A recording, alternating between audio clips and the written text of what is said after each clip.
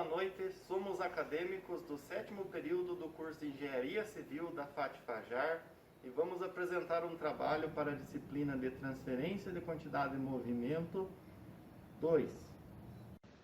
Boa noite, pessoal. Nós somos da equipe Japira e o assunto do nosso trabalho é referente a escoamento parietal, composta pelos integrantes André Luiz Camargo, Bárbara Zimmer da Cruz, Daniel Miranda Gurgel, Júlio César Vidal, Mariana Pedroso Mendes.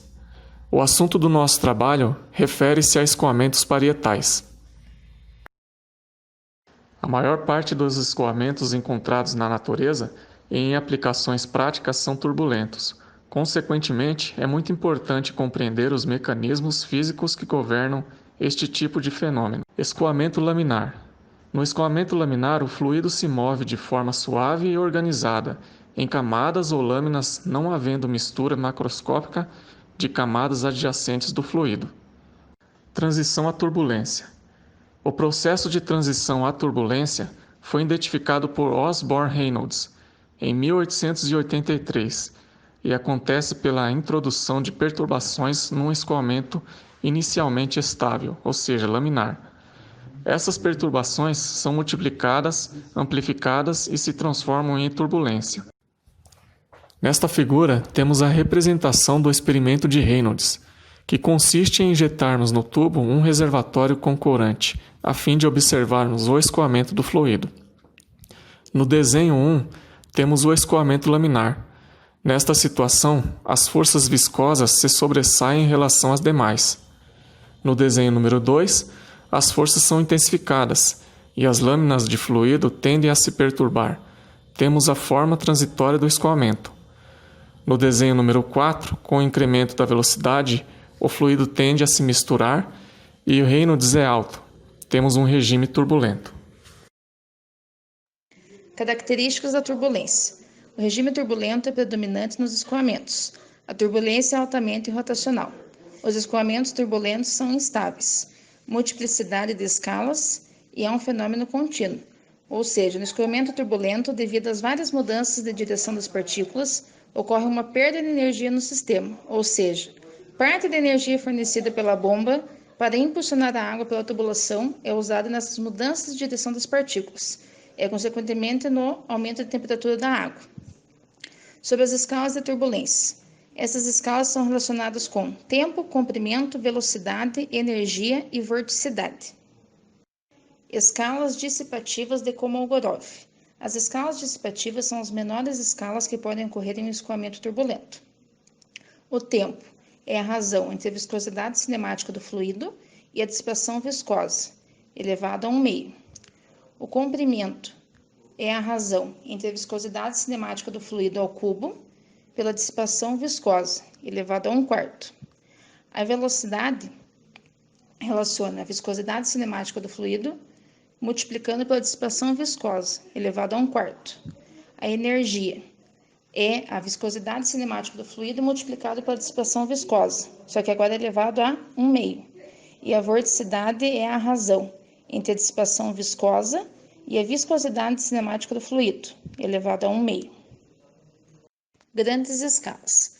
As chamadas grandes escalas da turbulência são as maiores estruturas que ocorrem no escoamento e são determinadas pela geometria que lhes dá origem. Então, o tempo é a razão entre a escala de comprimento e a escala de velocidade. A energia é a razão entre a escala de velocidade e a escala de comprimento. E a energia é a escala de velocidade ao quadrado.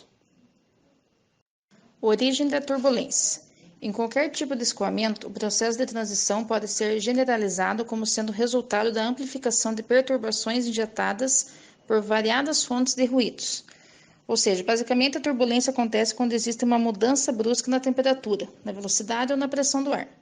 Os escoamentos transicionais podem ser classificados em escoamentos cisalentes livres, escoamentos parietais, escoamentos devido à convecção térmica e escoamentos sobre rotação. As combinações desses 4 tipos de escoamentos básicos formam os escoamentos complexos. Então, pessoal, nesse slide a gente vai ver como que acontece um escoamento parietal. Então, assim, ele acontece sempre que tem um corpo submerso no escoamento. E esse corpo, ele está junto à parede do mesmo. Então, devido à ação da viscosidade, sempre vai aparecer após esse corpo uma zona rotacional. Nessa região, as primeiras instabilidades que vão surgir são do tipo ondas de TS conhecidas, né? As quais dão origem a outra família de instabilidades, chamadas grampo de cabelo. Nessa imagem a seguir, a gente consegue visualizar bem como formam os grampos de cabelo. Então, a primeira onda ali está relacionada à onda de TS, e as segundas são as oscilações transversais que se formam sob as ondas de TS, também conhecidas como grampo de cabelo. Então é essa região aí. Elas são transversais ao escoamento. Após isto, desencadeiam os famosos bursting, ou explosões turbulentas. E finalmente, a degeneração da turbulência desenvolvida. Então, os escoamentos parietais ocorrem em um cenário onde é típico de camadas limite sobre as placas planas ou com curvaturas convexas. Caso tenha curvaturas côncavas, podem aparecer também as instabilidades Guertler.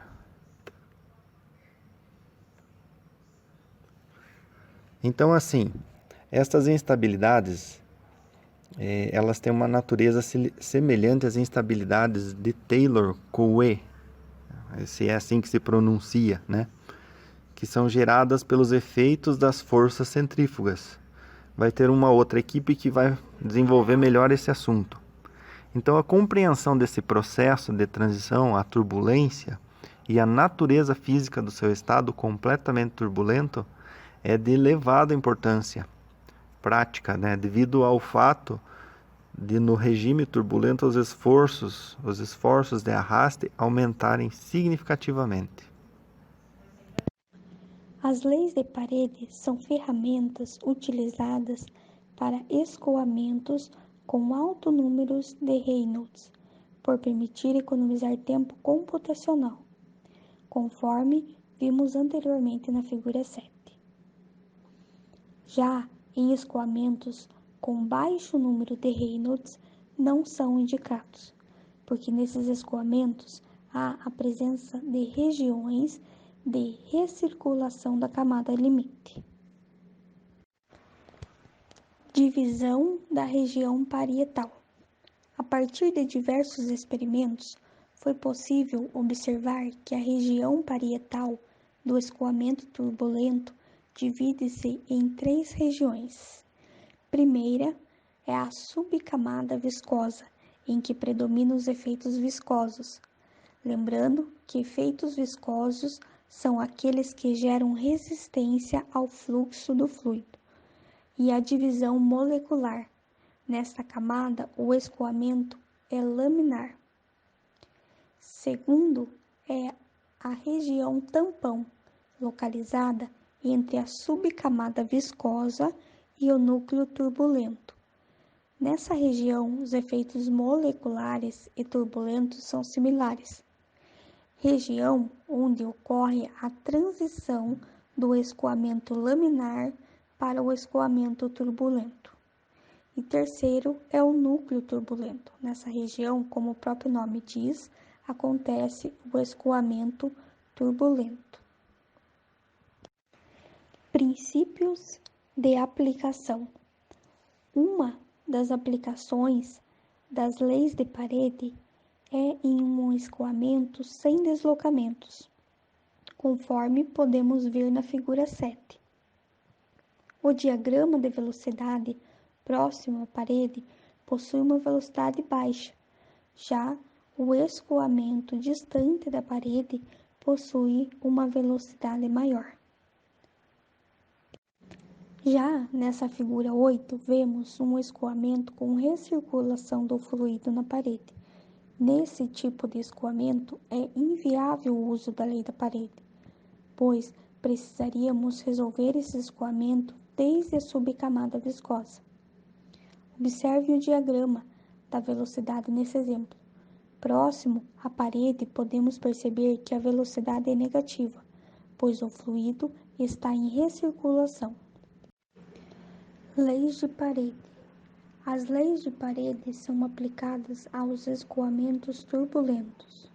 Os efeitos viscosos, que nada mais é do que a resistência de um fluido ao escoamento, ele diminui a velocidade do fluxo, enquanto os efeitos cinéticos, que estudam a velocidade das reações, eles diminuem a agitação do fluxo na parede. As leis de parede é uma ferramenta eficaz na solução de escoamentos parietais. Surgiu em 1930, aplicadas apenas aos fluxos perto da parede.